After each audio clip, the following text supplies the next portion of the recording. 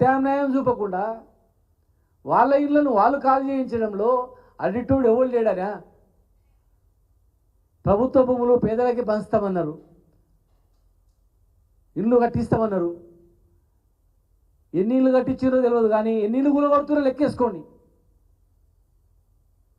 ఏ చెరువుల కాడుకు పోయినా కానీ మీరు పేదోళ్ళకి కూలగొడుతున్నారు, పెద్దలకు నోటీస్ ఇస్తున్నారు. పేదోళ్ళకు ఒక న్యాయం, పెద్దలకు ఒక న్యాయమా? బీదవాళ్ళకు ఒక న్యాయం, ధనవంతులకు ఒక న్యాయమా? చట్టం తీసుకురండి. ధనవంతులకు ఒక చట్టం తీసుకురండి, పేదవాళ్ళకు ఒక చట్టం తీసుకురండి. చేయండి, ఆ పని చేయనప్పుడు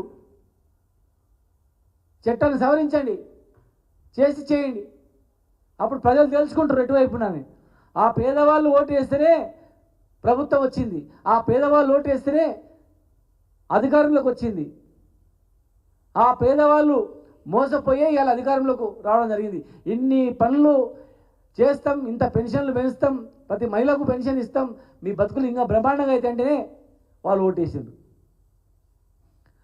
500 పెన్షన్ 4000 చేస్తే మీరు 4000 6000 చేస్తా అంటే నమ్మిరు వాళ్ళు. ఆ పెన్షన్ డబ్బులతో కట్టి ఇల్లు గురి చేస్తారా? పేదోళ్ళు తెలంగాణలో బతకొద్దా? పేదోళ్ళు తెలంగాణలో జీవించొద్దా? వికలాంగులు అందరూ ఇల్లు కట్టుకొని ఉండొద్దా? సొంతంలో గుడిలో ఉండొద్దా?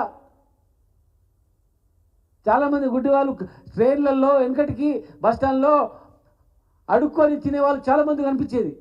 ఈ 4000 పెన్షన్ వచ్చిన తర్వాత మొత్తం బంద్ అయిపోయారు. 4000 పెన్షన్ వచ్చిన తర్వాత ఎవరు అడుక్కోవట్లేదు.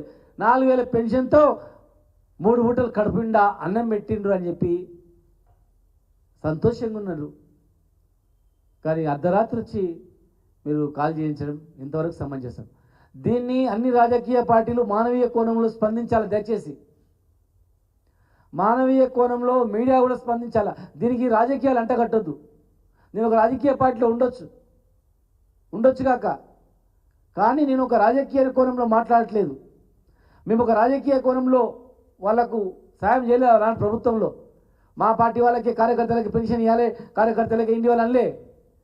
నిష్పక్షపాతంగా ప్రతి ఒక్క అరువులకు పెన్షన్లు ఇచ్చినాం మేము. ప్రతి ఒక్క వికలాంగుడా కాదా చూసి వాళ్ళకి పెన్షన్ ఇచ్చినాం మేము. కనుక అన్ని రాజకీయ పార్టీలు ఉన్నటువంటి వాళ్ళు మానవీయ కోణంలో ఆలోచించి మా డిమాండ్ వెంటనే అక్కడనే వీళ్ళకు పక్కా ఇల్లు కట్టియాలి. భవిష్యత్తులో తెలంగాణ రాష్ట్రంలో ఎక్కడ కూడా పేదవాళ్ళపై ఇలాంటి జులుం జరగకుండా మాట ఇవ్వాలి. ఒకవేళ తెలియని పరిస్థితులలో పెద్ద పెద్ద వాళ్ళు చెరువులో పెద్ద పెద్ద ఇల్లు కట్టుకుంటే తెలియక ఆ చెరువులో ఎవడన్నా చిన్న చిన్న గుడిసెలో ఇల్లు వేసుకుంటే వాళ్లకు మీరు ఇందిరమ్మ ఇల్లు కట్టించి ప్రత్యామ్నాయం ఏర్పాటు చేయను, కానీ రోడ్డు మీద పడేసి వాళ్ళను పూర్తిగా అడుక్కునే స్థాయికి మీరు చేయకండి. చెరువులలో కొట్టిన వాళ్ళని వదిలిపెట్టి చెరువు లేదు కుంట లేని దగ్గర మహబూబ్నగర్లో పాలమూరు జిల్లాలో మా పాలమూరులో ఉన్నటువంటి అందులపైన నా మీ ప్రతాపం. దయచేసి న్యాయస్థానాలు కూడా మాకు చాలా గౌరవం. న్యాయస్థానాలు అంటే న్యాయస్థానాలు కూడా సుమోటగా స్వీకరించి దీనిపైన విచారణ చేపట్టాలా. లోకాయుక్త లోకాయుక్త ఉంది, వాళ్ళు కూడా లోకాయుక్త కూడా సుమోటగా తీసుకొని దీనిపైన విచారణ జరిపించాలా. అందులో ఎస్సీలు ఉన్నారు, ఎస్సీ కమిషన్ కూడా విచారణ జరిపించాలా. ఎస్టీలు ఉన్నారు, ఎస్టీ కమిషన్ కూడా విచారణ జరిపించాలా. మానవ హక్కుల సంఘం ఉంది, అందరికీ సంబంధించినటువంటిది, అన్ని కులాలకు వర్గాలకు. మానవ హక్కుల సంఘం కూడా హ్యూమన్ రైట్స్ కూడా స్పందించాలి. నేషనల్ హ్యూమన్ రైట్స్ కూడా దయచేసి మీడియా మిత్రులకు ఎవరికైనా తెలిస్తే ఈ విజువల్స్ అన్ని కూడా నేషనల్ హ్యూమన్ రైట్స్ పంపించి ఎవరైనా పుణ్యాత్ముడు నేషనల్ హ్యూమన్ రైట్స్లో కేసు చేయించి నేషనల్ హ్యూమన్ రైట్స్ నుంచి ఇక్కడ పంపించి చేసినట్లయితే మీ భార్య పిల్లలు కూడా పుణ్యం వస్తుంది.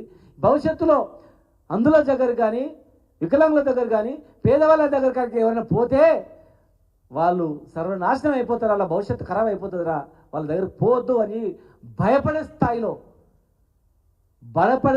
ఒళ్ళు జిగురుపడే స్థాయిలో చర్యలు ఉండాలి. యువకులు కానీ మేధావులు కూడా వాటిపై స్పందించి వాటిపైన సీరియస్ యాక్షన్ ఉండాలి. నేషనల్ హ్యూమన్ రైట్స్తో పాటు నేషనల్ విజిలెన్స్ కమిషన్ ఉంటుంది. దయచేసి పై స్థాయి అధికారులను విచారించడానికి నేషనల్ విజిలెన్స్ కమిషన్ ఉంటుంది. అక్కడ కూడా మీరు పంపించి అక్కడ నుంచి సుమోటో కేసు స్వీకరించి ఈ మహబూబ్ నగర్కి వచ్చి పాలమూరులో జరిగినటువంటి ఈ దుర్మార్గాన్ని ప్రజలకు తెలియజేయాలి. ఒక చిన్న సంఘటన ఎక్కడో జరిగితే ప్రపంచం స్పందిస్తుంది, దేశం స్పందిస్తుంది. ఇలా